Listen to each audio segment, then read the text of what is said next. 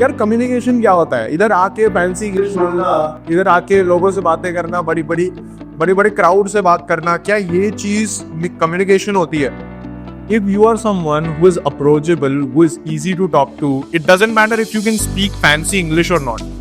That is the least thing that matters. My goal is to share 6 fast frameworks with you. These 6 fast frameworks I have used on more than 300 people, and I've seen their progress much more than where they had started from. What is the first thing that you think of when you think about personality? कि यार ये बंदा बहुत अच्छा क्या करता है जिससे इसकी personality अच्छी है? Just showing up. People might have heard कि showing up to the gym is 50% of the work. लोगों ने सुना है जिम पहुंचना ही 50% काम है, बस वही है, स्टेज पे आना ही 90% ऑफ द काम है. तो इन 2 weeks you can make a huge improvement. 2 हफ्ते में बाइसेप नहीं बढ़ सकता, लेकिन 2 हफ्ते में न्यूरल कनेक्शन ऐसे इंप्रूव हो सकते हैं कि कुछ अजूबा हो सकता है. I understand your placements are coming. What is it that you're gonna do? You should be able to build a rapport first. You should be able to build a relationship with the other person first. So what is the key thing that comes in? Can you tell me? Personality. That's where everything, all the dots connect. How you connect with the individual. Personality is not just about the way you talk. If you're saying, if you speak very good English, but if you say it in a way that sounds arrogant, ऐसा लगता है कि यार ये बंदा तो खड़ूस है, इसको इंग्लिश भले बहुत अच्छी आती है, बट इससे बात करके मूड खराब हो जाता है. Is that good personality? Yes or no? Absolutely not. If you are someone who is approachable, who is easy to talk to, it doesn't matter if you can speak fancy English or not. That is the least thing that matters. What matters is, are you easy to talk to? Do you come across as someone who knows what he's talking about? That is the first important thing. Can anyone tell me कि यार personality development को हमको अगर टुकड़ों में बांटना हो, हम लोगों को अलग अलग टुकड़ों में बांटना हो, तो उसके टेनेट्स क्या होंगे? टेनेट्स यानी पिलर्स. तो पर्सनालिटी डेवलपमेंट के पिलर्स क्या होंगे? कोई बता सकता है? Anybody? What is the first thing that you think when you think about personality? कि यार ये बंदा बहुत अच्छा क्या करता है जिससे इसकी पर्सनालिटी अच्छी है? Appearance, behavior, and the way of talking. way of talking. What does that say? Communication skills. Am I right? Where is communication skills gonna reflect? Everywhere in your life, communication skills are going to exist. The Harvard study told me that 85% of your career depends upon your communication skills. 85%. हमको लगता होगा कि यार पुराना work experience matter करता होगा, पुराना, let's say your grades matter, your IQ matters. Definitely those things matter, but it's only 15%. If someone wants the source, they can come, asking for this later on, but 85%. And the thing is, I'm not saying the other things don't matter, but when your communication skills are good, these things come out even more. They show up. You can sell them better. You can sell your skills better when you know how to sell yourself. So whenever someone asks me, यार personality क्या होती है? I tell them this: personality is selling yourself. Very simple. You have to sell yourself in the best way possible. You have to sell yourself in a way that makes the other person feel that you know what you're talking about. You're passionate about what you're talking about. And you are an individual that I can approach. Next topic I want to get to is कि यार communication skills कैसे develop करें. सब लोग बोलते हैं कि यार कम्युनिकेशन स्किल्स डेवलप करो, कम्युनिकेशन स्किल्स पे काम करो, इससे ये फायदे होते हैं, वो फायदे होते हैं, बट करें क्या? ठीक है, हमको पता है कम्युनिकेशन स्किल्स डेवलप करें, बट कैसे करें? So today my goal is to share 6 fast frameworks with you. अभी इसको मैं फास्ट फ्रेमवर्क्स क्यों बोलता हूं? बिकॉज मैंने यार 300 बच्चों को क्लोजली मेंटर किया हुआ है on their personality development, communication skills and their verbal English speaking journeys. And the thing that I mentioned is, लोगों को यार क्विक रिजल्ट चाहिए. अगर मैं आपको बोलूं कि ये चीज करो, आपको 3 साल बाद ना बहुत अच्छे हो जाओगे, क्या आप करने वाले हो रोज? बट अगर मैं आपको बोलूं कि मैं 2 हफ्ते बाद I will make you 50% better than you are right now, are you more willing to follow that और not? So that is what the goal is. These 6 past frameworks I have used on more than 300 people, and I've seen their progress much more than where they had started from. So the first thing, हम लोग यार ढंग से बात क्यों नहीं कर पाते? अगर मैं किसी को आज बोलूं कि यार आ जाओ, I think more than at least 60, 70, 80 people are sitting here, how many of us would be willing to come here and talk to 80 people? We have at least 10% of the batch or 15% of the batch that is confident enough to come and talk. So what is it that's stopping us? What is it that's stopping the other 80% of us? You're fumbling, absolutely true, but I need you to understand one thing. What if I fumble here today? What is it that you're going to think of me? Can anybody tell me? What if I stutter? What if I blank out? What is it that you'll think of me? कोई बता सकता है? So if I stutter and you don't judge me, I need you to understand that what if you stutter, nobody else is going to judge you as well. People are only going to admire your confidence of the fact that you came here and talked, because 90% of the people can't do that. So even if you go and stutter, you are the one winning. That is the first very important thing I need you to understand. हम बात नहीं कर पाते हैं क्योंकि अपने में confidence थोड़ा ये लैक कर जाता है. हम सोचते हैं यार बाकी लोग मेरे बारे में क्या सोचेंगे अगर मैं गड़बड़ कर देता हूं तो. But the fact is just standing here is enough to be in the top 10% of speakers in the. Just showing up. People might have heard कि showing up to the gym is 50% of the work. लोगों ने सुना है gym पहुंचना ही 50% काम है, बस वही है, स्टेज पे आना ही 90% ऑफ द काम है, बाकी तो बातें तो हो जाती है, कोई बड़ी बात नहीं है. So how do we develop that confidence कि हम लोग ऐसी जगह पे पहुंचे कि हम लोग कर सके ये चीज. What is it that we can do? I got a few responses from there. Mirror से बात करें. मिरर से क्या बात करें? So what I recommend to someone is कि यार आप लोग चैट जीपीटी से पूछें कि ChatGPT give me one very simple topic that I didn't talk about, that I can talk about for 2 minutes. Once you get that topic, take 2 minutes to write some points down. Don't write down your entire speech. Just write down the pointers कि यार मैं इन चीजों के बारे में बात करूंगा. इसको बोला क्या जाता है इस एक्सरसाइज को? कि आपको कोई भी रैंडम टॉपिक दिया जाता है, उस पर आप 2 मिनट सोच विचार करते हैं और फिर 2 मिनट की स्पीच बोलते हैं.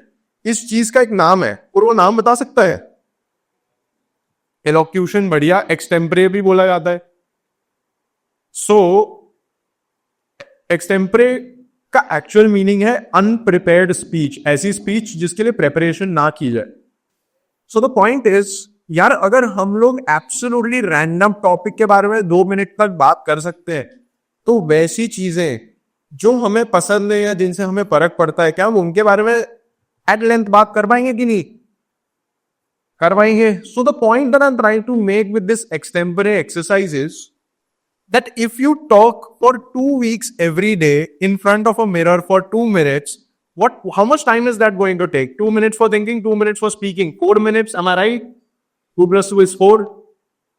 4 मिनट अगर हम 2 हफ्ते के लिए काम करें, क्या आपको लगता है 2 हफ्ते में नोटेबल इंप्रूवमेंट आ सकता है? If you do one thing for 2 weeks, I can think it is a tremendous exercise. मुझे कोई चीज बता सकता है ऐसा कौन सा मसल है जो सबसे इजीली ट्रेनेबल है? सबसे इजीली कौन सा मसल है जो ट्रेन किया जा सकता है? Brain is your most easily trainable muscle.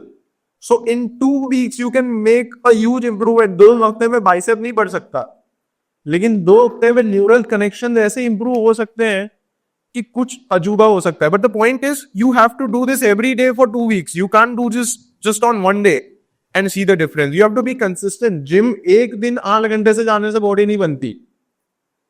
2 साल आधे घंटे या 40 मिनट या 1 घंटे जाने से बनती है. That is the main point I am trying to make. Okay यार, कम्युनिकेशन क्या होता है? इधर आके फैंसी इंग्लिश बोलना, इधर आके लोगों से बातें करना, बड़ी बड़ी क्राउड से बात करना, क्या ये चीज कम्युनिकेशन होती है? The true meaning of communication is आपके दिमाग में जो भी आइडिया है ना, वो दूसरे पर्सन के दिमाग तक पहुंच जाना चाहिए in the exact essence of how you mean it. अगर ये मेरा दिमाग है और ये दूसरे पर्सन का दिमाग है, और अगर मैं सोच रहा हूं कि मुझे ऐसे तेरी पर्सनालिटी डेवलप करनी है और मुझे वो आइडिया कन्वे करना है, तो वो आइडिया वैसे का वैसा, उस आइडिया में कोई मॉडिफिकेशंस ना हो, वैसे का वैसा वो आइडिया उसके दिमाग में घुस जाना चाहिए. वो सबसे बड़ा कम्युनिकेशन होता है. अगर आप बड़े से बड़ा भी इंडस्ट्रियलिस्ट देखो, गौतम अदानी की कोई अगर स्पीच सुनेगा, उसको ऐसा नहीं लगेगा कि यार ये तो ऐसा बोल दिया कि ये तो मैं को कभी बोल ही नहीं पाऊंगा. ऐसा लगेगा ये कैसे बात कर रहा है. लेकिन वो जो बोलता है ना, वो समझ आता है और एग्जैक्ट उस सेंस में समझ आता है. Same goes for Mukesh Ambani, same goes for let's say Shashi Tharoor. He has very good English but he has also very good communication. He exactly gives you the idea that he's thinking of in your head. So that is the first very important thing I need you to understand, that English is not communication, the language is not communication. Communication is getting your ideas planted in the minds of the other individual.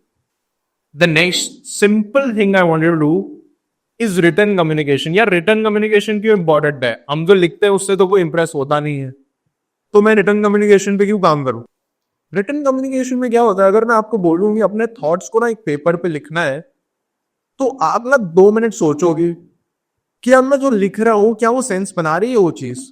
क्योंकि जब हम बात करते हैं ना, हम सोचते हैं ठीक है ना, बात कर दिया, कोई रिकॉर्ड थोड़ी रह रहा है. बट जब हम लिखते हैं, हम 2 मिनट सोचते हैं कि यार इसको मिटाना इतना आसान नहीं है, 2 मिनट सोच के लिखता हूं तो बेटर कुछ आउटपुट आएगा. तो हम जितना लिखते हैं ना, उससे अपना थिंकिंग प्रोसेस इंप्रूव होता है. We stop translating Hindi into English और Gujarati into English and then speaking English. नहीं तो normal lot of people what happens for them is they hear a sentence in English, they translate it in Gujarati, understand it in Gujarati or Hindi, whatever is your mother tongue, whatever is the language you're familiar with. They understand it, then they translate it again into English, and again they understand it. But the point is, ये translation में time चला जाता है. अगर मैं आपको कुछ पूछता हूं और आप 30 सेकंड बाद रिप्लाई करते हो, और ट्रांसलेशन की वजह से कॉन्फिडेंस भी कम हो जाता है, तो उससे कम्युनिकेशन पूरा हैपर हो जाता है. लेकिन जब आप when you force yourself to do written communication, what ends up happening is you become more focused on what you have to write. You become more, you think about what you write. तो लिखो, उस idea को अच्छे से express करो अपने phone में, notes app में, नोशन में, नोटबुक में, जो करना है करो. But writing is what is going to bridge the gap between knowing what you are doing, speaking what and knowing what you are gonna be saying and not knowing what you're going to be saying. That is the thing that will bridge the gap between these two spaces. अगली क्या चीज है? The power of silence. यार मैं ऐसा बोल रहा हूं क्या कहीं पे भी? Why is it that I'm not doing it? Why is it that, how is it that I've overcome that particular thing? कोई बता सकता है इसको? यार फिलर वर्ड्स बोला जाता है. कोई बता सकता है फिलर वर्ड्स क्यों होते हैं? अगर मैं कुछ सोच रहा हूं, क्या इसमें मजा आ रहा है सुनने में? बट ये लोग जनरली करते हैं. वो लोग क्यों करते हैं? इसको मैं थोड़ा और सिंप्लीफाई करूं तो मैं बोलूंगा कि मैं दूसरे वाले पर्सन के सामने ना अटकना नहीं चाहता. क्योंकि अगर साइलेंस आ गई तो ऐसा लगेगा यार ये बंदा तो अटक गया. अटक सकते हैं भाई, इंसान है, चैट जीपीटी तो है नहीं, गूगल तो है नहीं. अटक जाओ, बट उस अटकने को दूसरे वर्ड से फिल करने की कोशिश मत करो.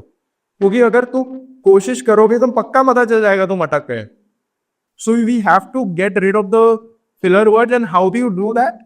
Bye understanding the power of silence. You need to understand that this is absolutely normal, this is absolutely not a thing that needs to be that we need to be afraid of. This is perfectly natural part of speech and silence commands attention. तो understand that अगर interviewer ने कुछ पूछा है तो आप उसको बेझिझक बोल सकते हो, sir can I take 30 seconds to structure my response. I can bet you he is gonna appreciate that rather than you talking from the get go endlessly without any structure and stuttering all the way. I can guarantee you that he's gonna be appreciating that more. That is the first very important thing, power of silence. तो इसको यार practice कैसे करेंगे? कोई बता सकता है? You just have to consciously do it.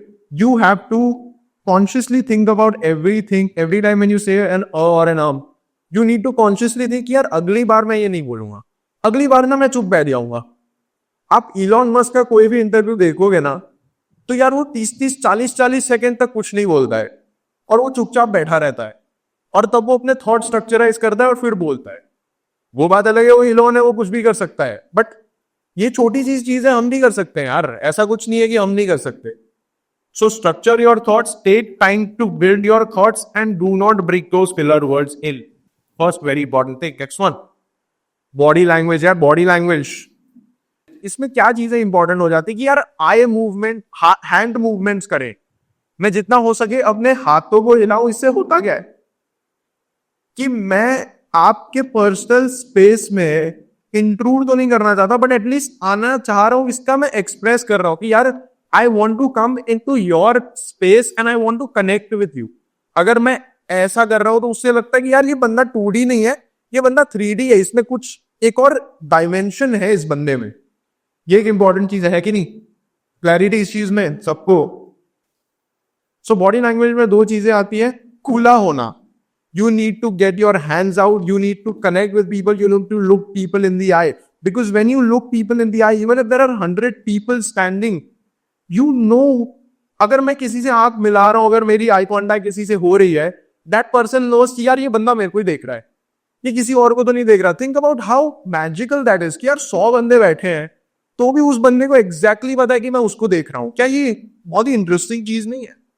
If you really think about it.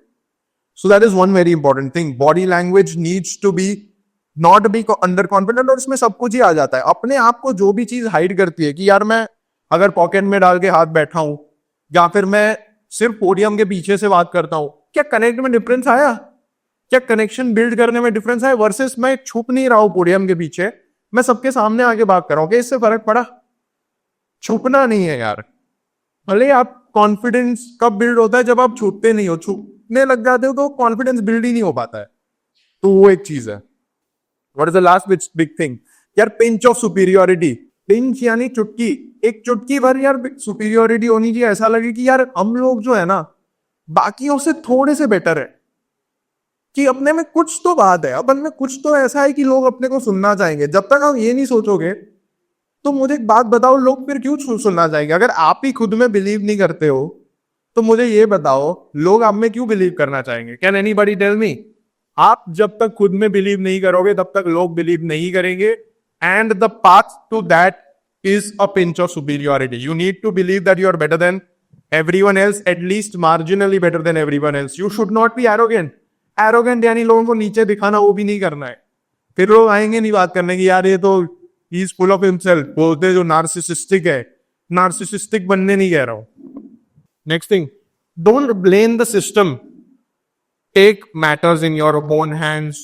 यार ऐसा मत बोलो कि यार अगर मैं let's say Hindi medium school से हूं और मैं यही बोलता रहा हूं कि यार मेरा कंपेटिटर तो पिछले 20 साल से इंग्लिश पढ़ता आ रहा है, वो तो पैदा ही इंग्लिश के साथ हुआ था, तो मैं इससे कैसे ही कंपीट कर पाऊंगा? यार जो है, you have to play the cards you're dealt. I already told you, you have to, you don't have a choice. So that's one thing. One last thing, don't blame the system, blame yourself, take responsibility, take ownership. And I have a YouTube channel, you can check that out. I talk about general awareness, GK, I talk about interview preparation, group discussions, and so on. So that's about it from my side. Thank you so much.